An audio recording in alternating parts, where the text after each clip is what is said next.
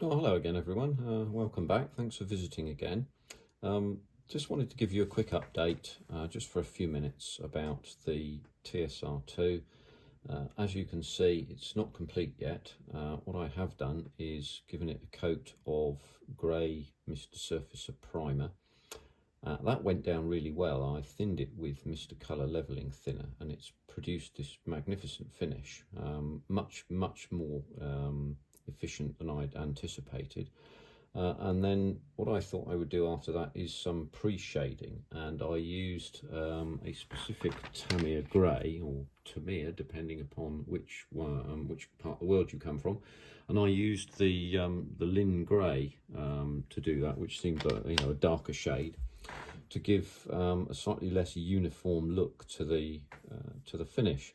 As you can see, I've been slightly ham-fisted in some areas and less so in others. I'm still getting used to using an airbrush, and only made 6 models in 40 years and didn't use an airbrush until about 6 months ago. So there you are. It takes some time to learn, but what I wanted to tell you was that I tried to use some anti-flash white paint, which was the Hataka blue line. I think hopefully you can see that all right. This is the paint that's optimized for brushing, and you thin it with Hataka thinner. So I had a go at doing that, but that didn't come out at all well for a couple of reasons. First of all, I may have over thinned the paint, but the second thing was that the airbrush nozzle blocked up in absolutely seconds. So I thought, okay, let's try another way. So I thinned the paint with Mr. Colour Leveling Thinners. That turned it into a jelly more or less immediately. So my advice on Hataka blue line acrylic paints is don't thin them with Mr. Colour Leveling Thinner. It doesn't seem to work very well. So what I'm now doing is waiting for a couple of bottles of Hataka orange line, which is the, what's it called? It's not acrylic, it's not lacquer, the lacquer paint. So I'm going to run that through the airbrush. Hopefully that goes through okay. And then complete the job, get the white paint down, and hopefully that'll look reasonably good. I know it's going to take some time, but there we are. It is what it is. But just to take you through, obviously I've masked off the undercarriage legs. Everything's pretty much there with the exception of the tailpipes. I kept them off right to the end.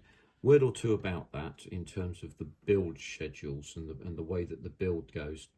The build advises you to put the tailpipes on before putting these on. I think now that's a good idea, because what happens with the tailpipe after this has gone in is that, as you can see, the back of the vertical tail plane points slightly down, and if I just flip these over without breaking anything, these point slightly inwards, so you can see that.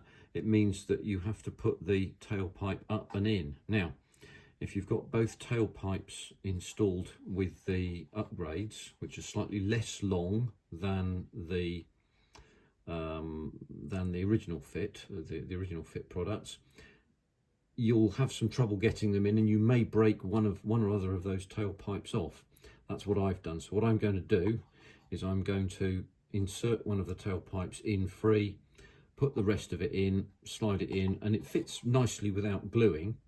I'll slide it in and then just insert a digit, having glued it, and then super glue it in. Hopefully don't stick my finger to it, and that will then get this in. I've decided to do that because I've already painted the tailpipe itself in 2 shades, and that would be very difficult to mask with the once again with the way that the tail fins fit and so on. And I can get a better finish around these areas without that tailpipe being in there, I believe.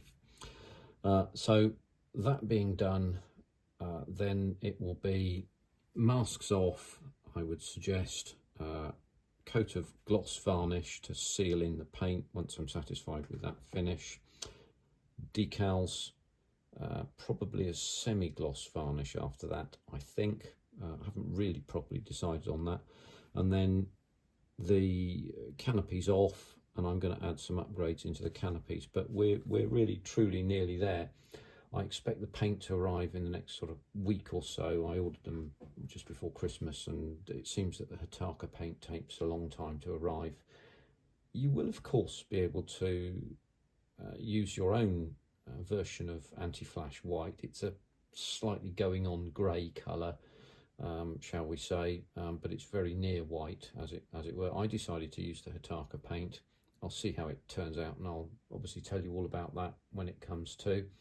But hopefully at some stage I'll be able to show you something a little more complete than this, and what I intend to do underneath the canopies as well. So that was a quick update. Obviously you can see in the background there is the fallen gnat that I'm building at the moment. I did try to make a video this afternoon, but it was complete codswallop, so I've deleted it. So all of that stuff that I've done on that has now been deleted, as it were. So we'll see what we'll do with that. I will finish it up at some stage, but this was about TSR2, and I hope that keeps you in the picture with this. And thanks very much indeed once again for listening, and I'll speak to you all very soon. Cheers for now. Bye bye.